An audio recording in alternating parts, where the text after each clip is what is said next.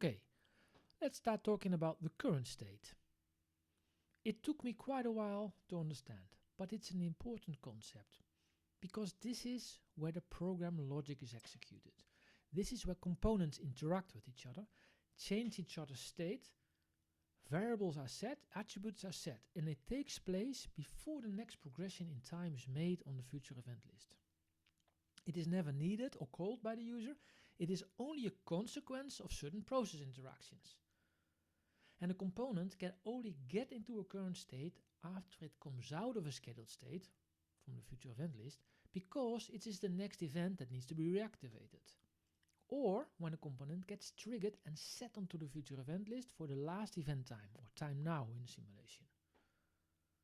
Note that any time component gets set onto future event list, at some point it will become current as it is reactivated. Note that there can only be one component in the current state at any moment in time.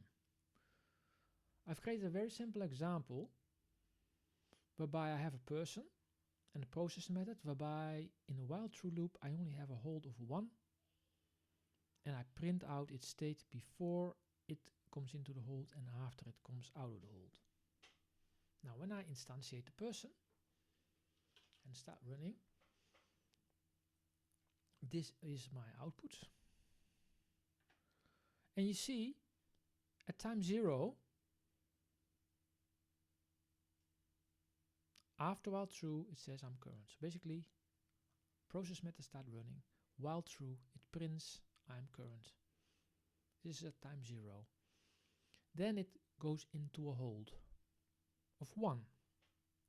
So basically what happens is here it is set onto the future event list for time 1 because it's time 0, hold of 1, so you set it on the future event list for time 1. You can see that here, scheduled for time 1 at line 7. So between this period 0 and 1, the person is in a scheduled state. Now because there's only one person in this simulation, when you look on the future event list, you'll see at time 1, next thing that needs to be reactivated is the person. And that's what happens here. The person is activated at time 1 and becomes current. It comes out of the hold here. And then it prints the status. So it says after the hold, I am current. There's this here. I'm current after the hold. Of course it loops back. It's still current and it still prints out again.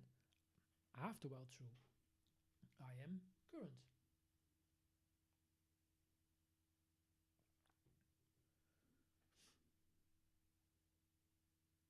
So just this keeps repeating itself. You can only see the status of a component in its own process. Whenever you do a print statement, you'll see it's current because it's in an instantaneous moment in time. You can't see when it's scheduled. You can't really see when it's requesting or waiting. Yeah, you can, but we'll get there later. But now with this approach, you cannot do that. You can only do that when you create some kind of a checker class, whereby you're going to check outside of the person when it's on a future event list, what is its state, right? So here I'm doing basically the same thing. I have this person, I've got 2 holds here.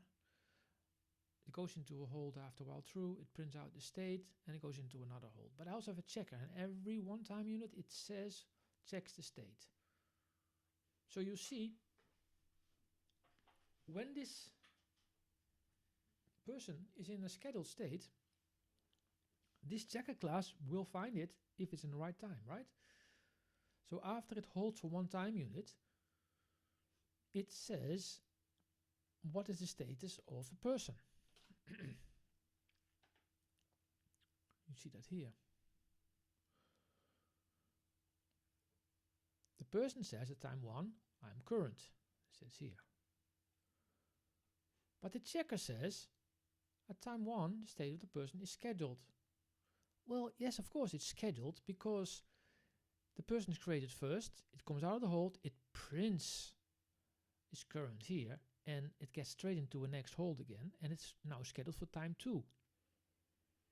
And then because the checker is the next in line, also activated at time 1. You can see here the checker is also activated at time 1, just like the person is. They're both on the future event list for time 1. Person is activated first because it's created first.